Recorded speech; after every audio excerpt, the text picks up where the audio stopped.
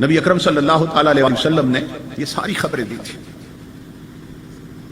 حضور صلی اللہ علیہ وسلم نے فرمایا سیاتی زمان علی امتی، میری امت پہ ایک وقت آنے والا ہے، لا یبال المرء ما اخذ منہ ام من الحلال ام من الحرام.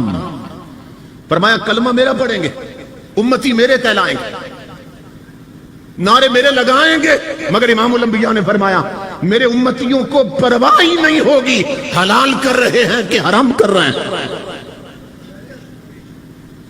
حلال اور حرام کی تمیز ختم ہو جائے گی. تو آج دیکھ لیں کہ ہم آدھے تیتر اور آدھے بچیر بنے، حلال اور حرام کی تمیز ختم ہو گئی.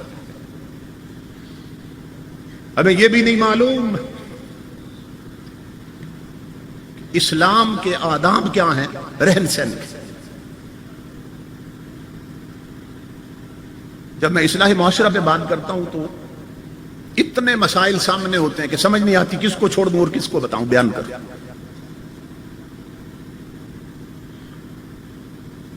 ہماری میجارٹی اور اکثریت کا حال یہ ہے کہ ہم نے اپنے گھروں میں وضو کرنے کے لیے شریعت نبی کے مطابق 2 ٹوٹیاں نہیں لگائیں کہ بیٹھ کر وضو کر سکے. بڑی بڑی کوٹھیاں ہیں، بنگلے ہیں، حویلیاں ہیں، اور فخر سے بتاتے ہیں کچن پر میں نے 50 لاکھ لگا دیا، ٹائلٹ پر میں نے 30 لاکھ لگا دیا، لیٹرین پہ 30 لاکھ لگائیں، مگر 2 کنال کی کوٹھی میں اپنے نبی کی سنت کے مطابق بیٹھ کر وضو کرنے کے لیے 2 ٹوٹیاں نہیں لگ سکی. اس طرف کبھی دھیان گیا؟ یہ جو بیسن بنے ہیں، بیسن جن پہ کھڑے ہو کے وضو کرتے ہیں، یہ تو انگریز کا کلچر ہے کہ جنہیں نہ پاکی کی خبر نہ پلیدی کی. یہ تو کلچر ہی ان کا ہے. ہم تو مسلمان ہیں، ہم نے تو پیشاب کے چھینٹوں سے بھی بچنا ہے، ہم نے اس بیسن کے گندے چھینٹوں سے بھی بچنا ہے. اب بہت سے لوگ وہاں وضو کرتے ہیں نا، تو جو کپڑے پاک ہیں اتنے چھینٹے پڑتے ہیں کہ وہ بھی ناپاک ہو جاتے ہیں. اور گھر کے تمام افراد بہو بیٹیوں سمیت وہ سارے اسی بیسن پہ منہ دھوتے ہیں، اسی پہ کلیاں کرتے ہیں.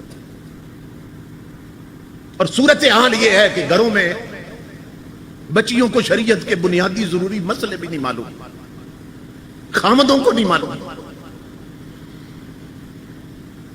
اس وقت امام الانبیاء کے غلاموں ہر گھر میں جو امیر ہے یا غریب، 2 چیزیں ضرور ہیں. ایک نیل پالش پڑی، نیل پالش کہ یہ ناخنوں پہ جو لگاتے ہیں، عورتیں لگاتی ہیں نیل پالش، یہ ہر گھر میں ہے.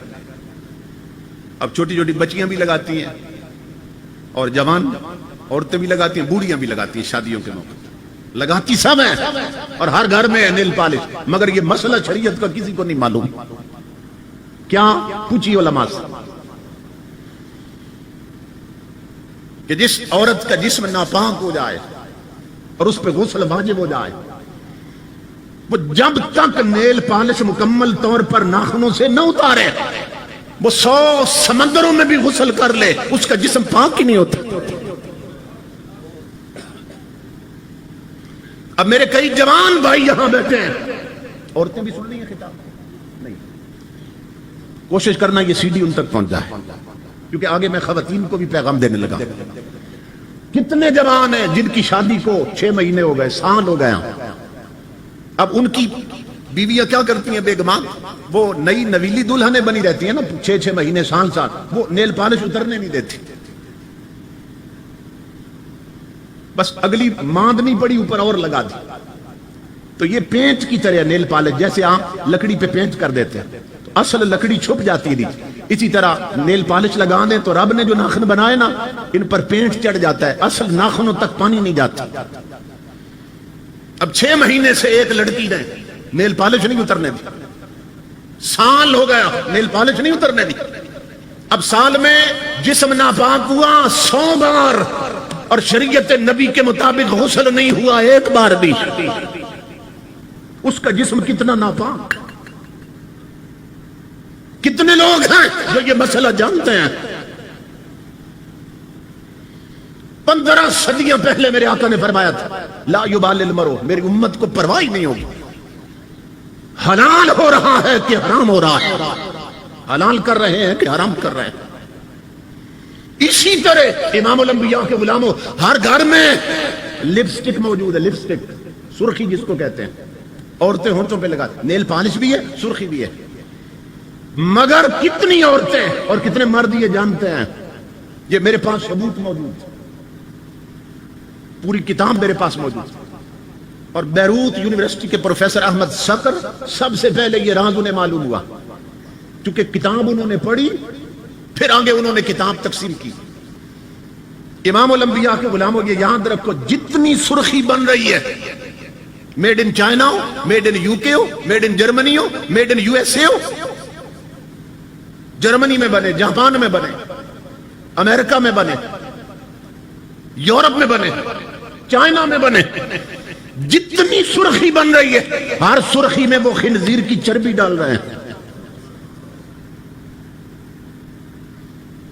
کیونکہ یورپ میں اور دیگر انگریزوں کے ملکوں میں کہ جو چیز بھی بنتی ہے نا، وہ جس ڈبے میں پیک کرتے ہیں اس کے اوپر انگریڈینٹس لکھے ہوتے ہیں، کیا کہ اس کے اجزاء ترکیبی کیا کون کون سے ہیں، کہ کون کون سی چیزیں ہم نے اس میں ڈالی ہیں۔ تو کمپنیوں کے مالک جو سرخیاں بناتے ہیں، میک اپ کا سامان، انہوں نے خود لکھا ہے کہ ہم ہر سرخی میں خنزیر کی چربی ڈالتے ہیں۔ کیوں ڈالتے ہیں؟ وجہ انہوں نے بتائی ہے۔ وجہ یہ بیان کر رہے ہیں کہ ہر انسان کا جسم جو ہے نا، اس میں تپش ہوتی ہے، تپش ہوتی ہے، حرارت ہوتی ہے، ٹیمپریچر ہوتا ہے، کہ گری کا تیل ہوتا ہے نا، وہ فریج میں پڑا ہو یا ٹھنڈی جگہ پہ جم جاتا ہے۔ اب اس کو آپ، یا دیسی گھی فریج میں ہو تو جم جاتا ہے، اس کو تھوڑا سے نکال کے ہاتھ کی ہتھیلی پہ رکھیں اور تھوڑی دیر مٹھی بند رکھیں، کھولیں گے تو وہ پگھل چکا ہوگا۔ کس نے پگھلا؟